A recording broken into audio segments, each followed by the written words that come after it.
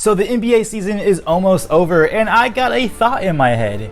What if we gave each NBA player an element?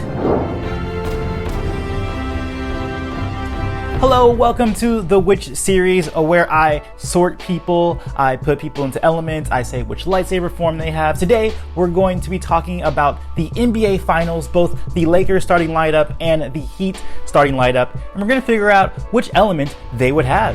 First off, shout outs to my friend Ben Barzilai, who helped me do this little breakdown I have for the elements and the NBA players. So first off, Earth, I'm going to be looking mostly at defense, lockdown D, general strength. So you got people like, Shaquille O'Neal for that. Fire, that's like offensive, pure scorers. Quick and ferocious, that's like your Allen Iverson. Water is your two-way players, the flow of offense and defense. So Kawhi Leonard, Paul George, those kind of types. And then of course we have the Airbenders, who are basically the playmakers, great support and very flexible. So I would say someone like John Stockton would be a prime example for that.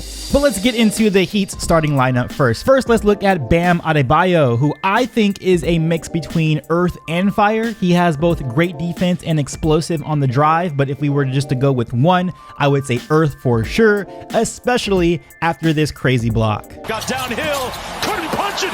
Bam says, get it out of here. Then we have Jae Crowder, who I think is a Earthbender slash metal bender with a specialty.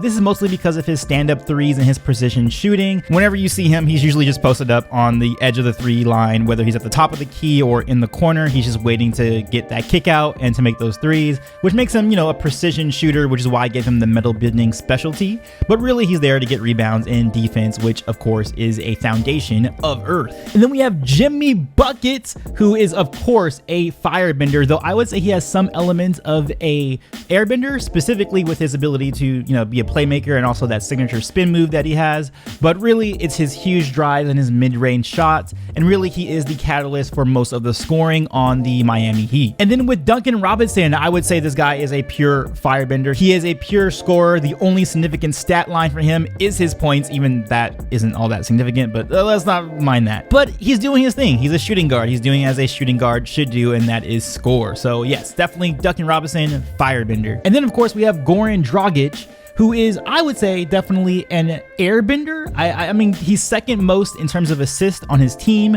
which makes him a playmaker, but he also can score, so I can see a little bit of an element of fire to that a bit, but definitely I would side with airbender as his primary element. All right, moving over to the Los Angeles Lakers. First, we have Dwight Howard, who is most definitely an earthbender. He has lockdown D, big man dunks, and yeah, sure, his nickname is Superman, and he can get really high, and someone can say, hey, shouldn't he be an airbender because he can fly really high and he's called Superman? Yeah, sure, but his primary element, especially this version of Dwight Howard later in his career, I definitely think is an earthbender. And then we have Anthony Davis, who is going to be our first representation of a waterbender. He is most definitely in that category of a two-way NBA player. He's productive on both ends of the court. You really can't say his defense is better than his offense or his offense is better than his defense. He does both of them very well, and they're definitely a mix of the two. So yes, for sure, waterbending, he's got the flow of both offense and defense. And then we have Kentavious Caldwell-Pope, who I am not used to saying his full name. I'm usually just saying KCP. But yes, same with Anthony Davis. I think he is a waterbender for sure.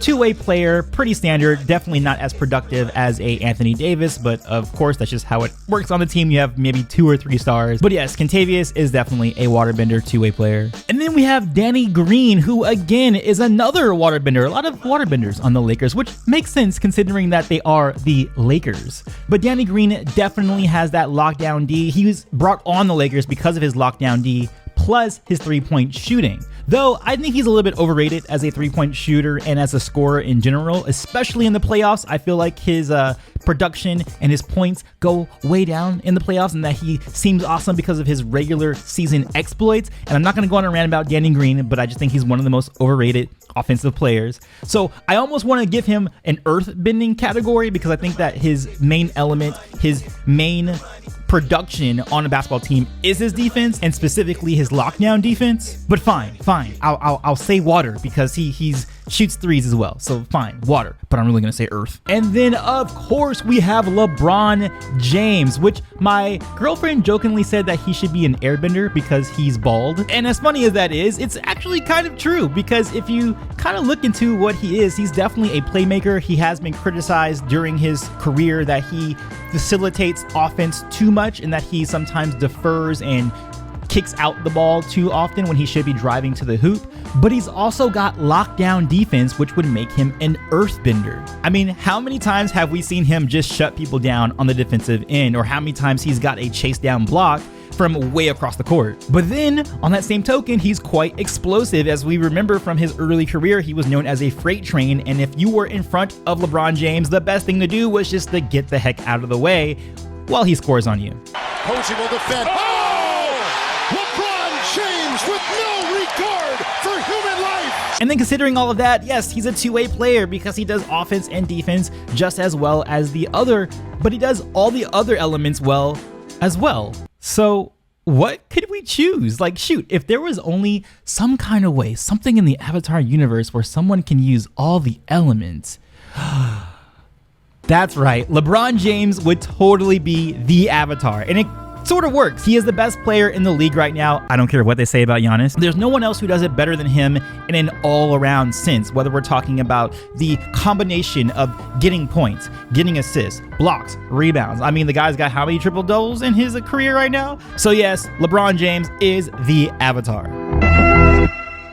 And that's my list. What did you guys think of the video? Did you agree with most of my choices? Did you disagree? Let me know in the comments below, or you can watch more of my videos here on the side of my face. I'll see you guys on the next one. And as always, peace, love, and remember, be water, my friends.